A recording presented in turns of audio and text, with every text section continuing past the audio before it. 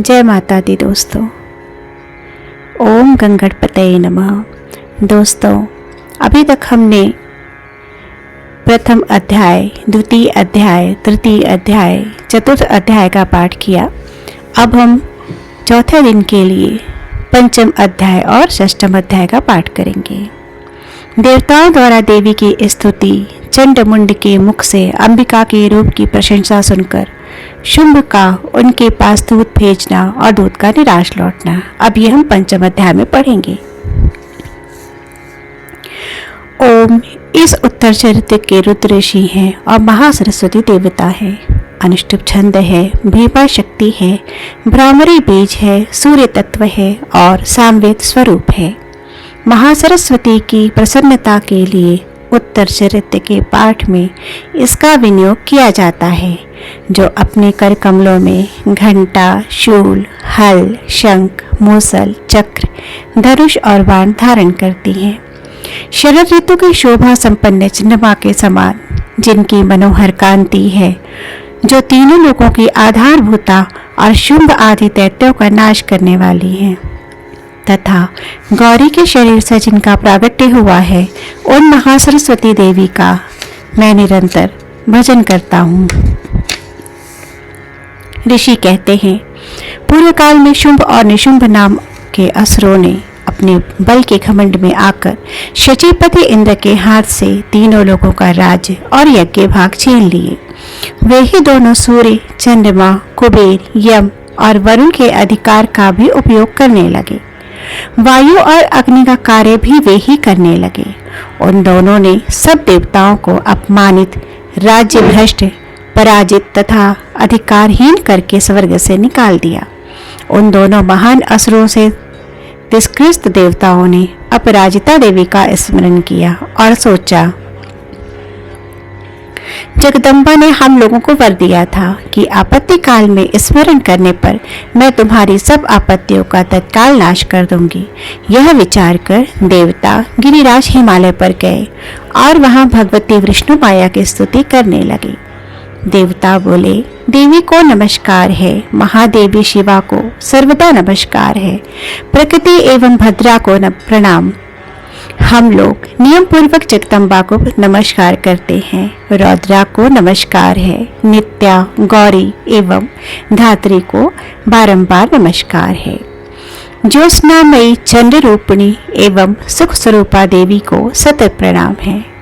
शरणागतों का कल्याण करने वाली वृद्धि एवं सिद्धरूपा देवी को हम बारंबार नमस्कार करते हैं। नए रीति राक्षसों की लक्ष्मी, राजाओं की लक्ष्मी तथा शर्वाणी, शिव पत्नी स्वरूपा आप जगदम्बा को बार बार नमस्कार है। दुर्गा, दुर्गपारा, सारा, सर्वकारिणी, ख्याति, कृष्णा और धूम्रा देवी को सर्वदा नमस्कार है। अत्यंत सौम्य तथा अत्यंत रौद्रूपा देवी को हम नमस्कार करते हैं। उन्हें हमारा बारंबार नमस्कार है। जगत की आधारभूत आकृति देवी को बारंबार नमस्कार है। जो देवी सब प्राणियों में विष्णु माया के नाम से कही जाती है, उनको नमस्कार है। उनको नमस्कार, उनको बारंबार नमस्कार है। जो देवी सब प्राणियों में चेतना कहलाती है, उनको नमस्कार, उनको नमस्कार, उनको बारंबार नमस्कार है। जो देवी सब प्राणियों में बुद्धि रूप से स्थित है, उनको नमस्कार, उनको बार बार नमस्कार है। जो देवी सब प्राणियों में निद्रा रूप से स्थित है, उन्हें नमस्कार, उनको बारंबार नमस्कार है। जो देवी सब प्राणियों में क्षुधा रूप से स्थित है, उनको नमस्कार, उनको बारंबार नमस्कार है। जो देवी सब प्राणियों में छाया रूप से स्थित है, उनको नमस्कार, उनको बारंबार नमस्कार है। जो देवी सब प्राणियों में शक्ति रूप से स्थित है, उनको नमस्कार है, उनको बारंबार नमस्कार है। जो देवी सब प्राणियों में तृष्णा रूपा में स्थित है, उनको नमस्कार, उनको बारंबार नमस्कार है। जो देवी सब प्राणियों में शांति रूप से स्थित है, उनको नमस्कार, उनको बारंबार नमस्कार है। जो देवी सब प्राणियों में जाति रूप से स्थित है, उनको नमस्कार है, उनको बारंबार नमस्कार है। जो देवी सब प्राणियों में लज्जा रूप से स्थित है, उनको नमस्कार, उनको नमस्कार, उनको बारंबार नमस्कार है।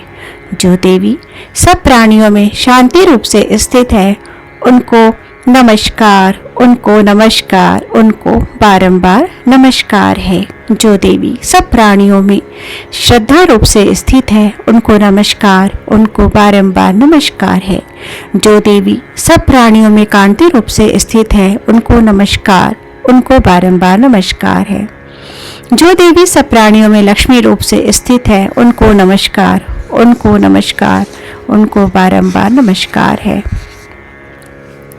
जो देवी सब प्राणियों में वृत्ति रूप से स्थित है, उनको नमस्कार, उनको नमस्कार, उनको बारंबार नमस्कार है। जो देवी सब प्राणियों में स्मृति रूप से स्थित है, उनको नमस्कार, उनको नमस्कार, उनको बारंबार नमस्कार है।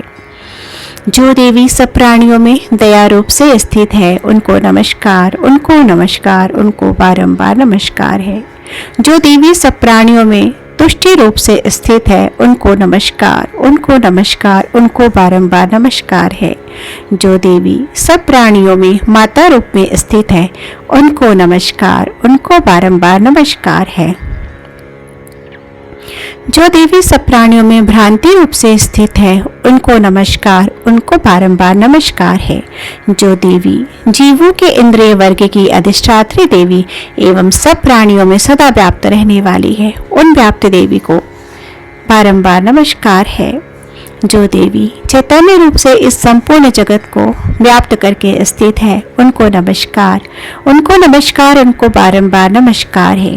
पूर्व काल में अपनी अभीष्ट की प्राप्ति होने से देवताओं ने जिनकी स्तुति की तथा देवराज इंद्र ने बहुत दिनों तक जिनका सेवन किया, वह कल्याण की साधन भूता ईश्वरी हमारा कल्याण करे, मंगल करे और हमारी सारी आपत्तियों का नाश कर डाले।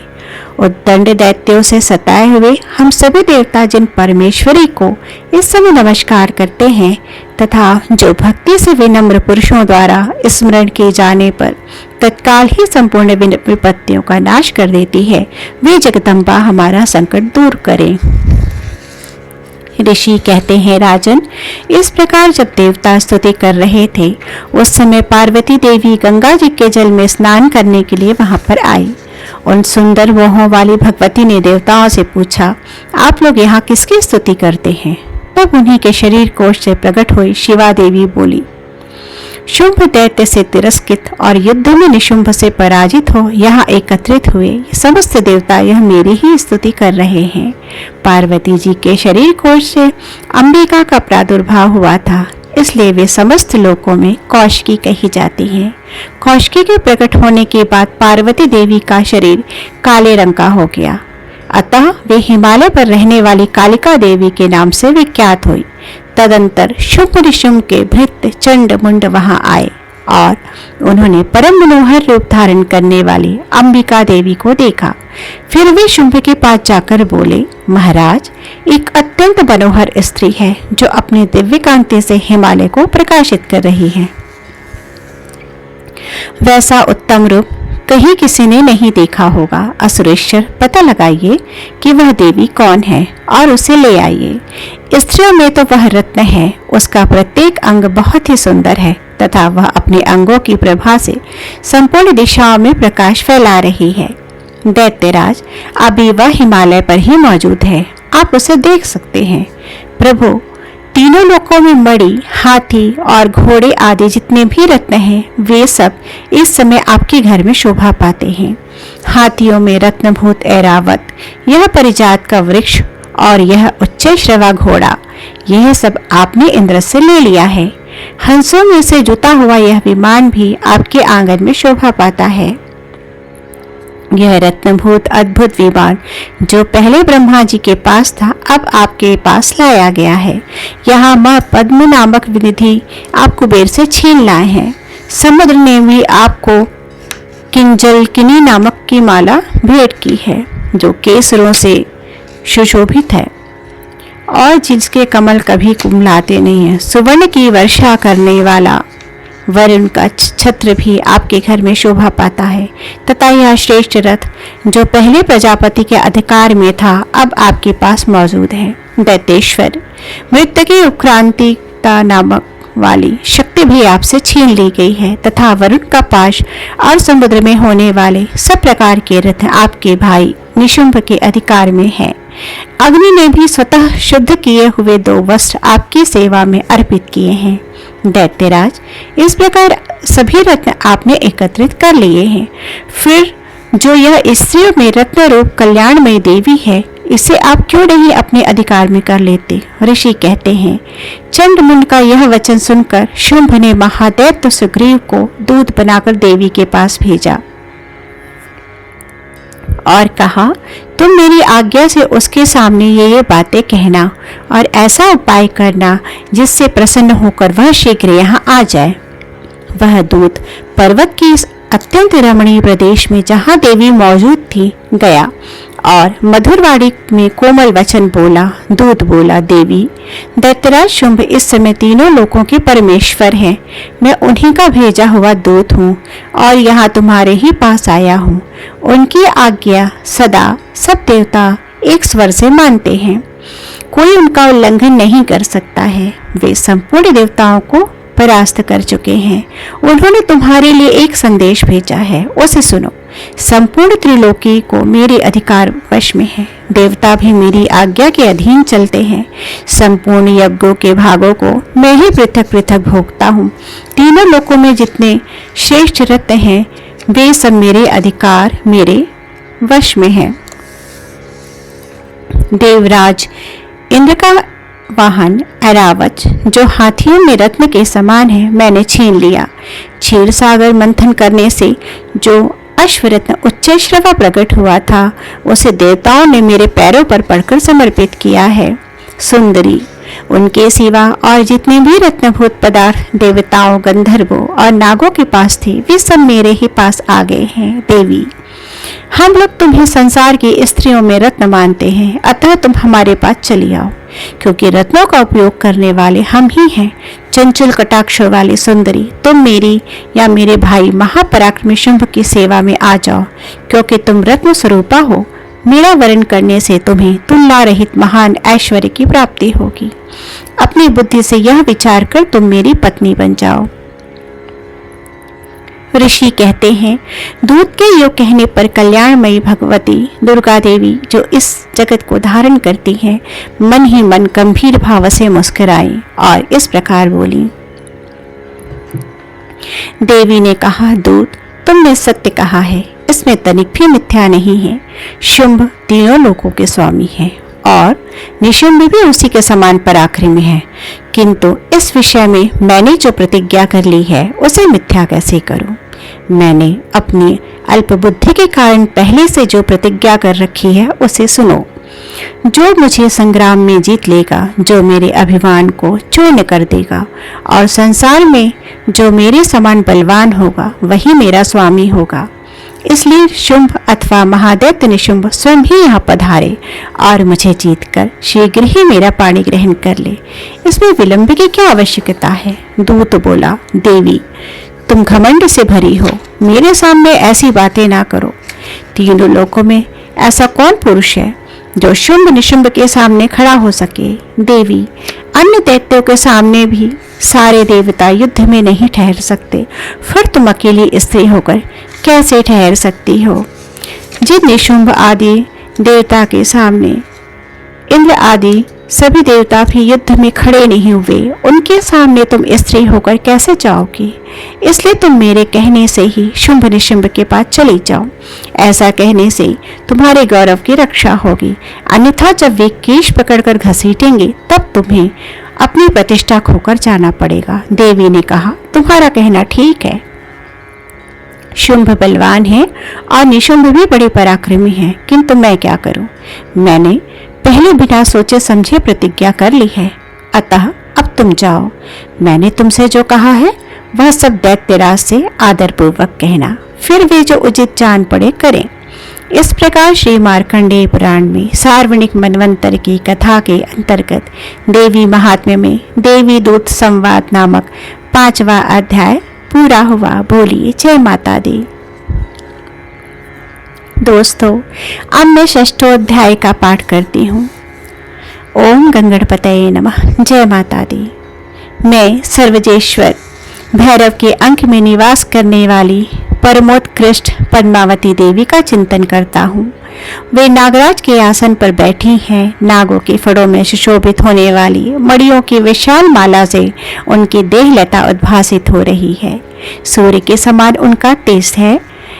3 नेत्र उनकी शोभा बढ़ा रहे हैं। वे हाथों में माला, कुंभ, कपाल और कमल लिए हुए हैं तथा उनके मस्तक में अर्धचंद्र नाम का मुकुट सुशोभित है। ऋषि कहते हैं, देवी का यह कथा सुनकर दूत को बड़ा आश्चर्य हुआ, बड़ा अमर्ष हुआ और उसने दैत्यराज के पास जाकर सब समाचार विस्तार पूर्वक कह सुनाया। दूत के उस वचन को सुनकर दैत्यराज कुपित हो उठा और दैत्य सेनापति धूम्रलोचन से बोला, धूम्रलोचन, तुम शीघ्र अपनी सेना साथ लेकर जाओ और उस दुष्टा के केश पकड़कर घसीटते हुए उसे बलपूर्वक यहाँ लेकर आओ। उसकी रक्षा करने के लिए यदि कोई दूसरा खड़ा हो तो वह देवता, यक्ष, गंधर्व ही क्यों ना हो, उसे अवश्य मार डाला। ऋषि कहते हैं, शुंभ की इस प्रकार आज्ञा देने पर वह धूम्रलोचन दैत्य 60,000 असुरों की सेना को साथ लेकर वहां से तुरंत चल दिया।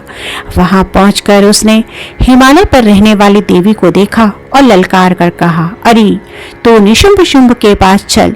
यदि इस समय प्रसन्नता पूर्वक मेरे स्वामी के समेत नहीं चलेगी तो मैं बलपूर्वक झोटा पकड़कर घसीटते हुए तुझे ले चलूंगा।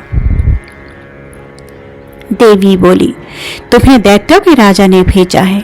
तुम स्वयं ही बलवान हो और तुम्हारे साथ विशाल सेना भी है।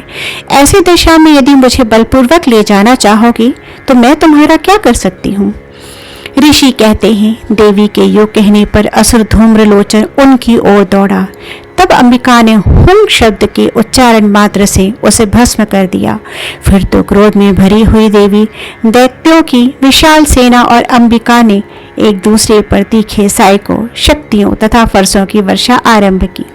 इतने में ही देवी का वाहन सिंह क्रोध में भरकर भयंकर गर्जना करके गर्दन के बालों को हिलाता हुआ असुरों की सेना में कूद पड़ा।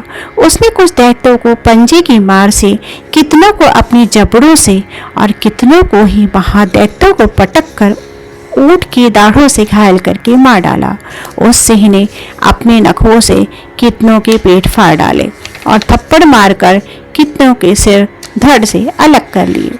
कितनों की भुजाएं और मस्तक काट डाले तथा अपनी गर्दन के बाल हिलाते हुए उसने दूसरे दैत्यों के पेट फाड़कर उनका रक्त चूस लिया। अत्यंत क्रोध में भरे हुए देवी के वाहन उस महाबली सिंह ने क्षण भर में ही असुरों की सारी सेना का नाश कर डाला। शुंभ ने जब सुना कि देवी ने धूम्रलोचन असुर को मार डाला है तथा उसके सिंह ने सारी सेना का सफाया कर डाला, तब उस दैत्यराज को बड़ा क्रोध हुआ। उसका होठ कांपने लगा। उसने चंड और मुंड नाम के 2 महादैत्यों को आज्ञा दी, हे चंड, हे मुंड, तुम लोग बहुत बड़ी सेना लाकर यहाँ आओ। उस देवी के झोटे पकड़कर रथा उसे बांध कर शीघ्र यहाँ ले आओ। यदि इस प्रकार उसको लाने में संदेह हो तो युद्ध के सब प्रकार के अस्त्र शस्त्रों तथा समस्त आश्रय सेना का प्रयोग करके उसकी हत्या कर देना। वो दुष्टा की हत्या होने पर तथा सिंह के भी मारे जाने पर उस अंबिका को बांध कर साथ ले शीघ्र ही लौटाना। इस प्रकार श्री मार्कंडेय पुराण में सार्वणिक मनवंतर की कथा के अंतर्गत देवी महात्म्य में धूम्रलोचन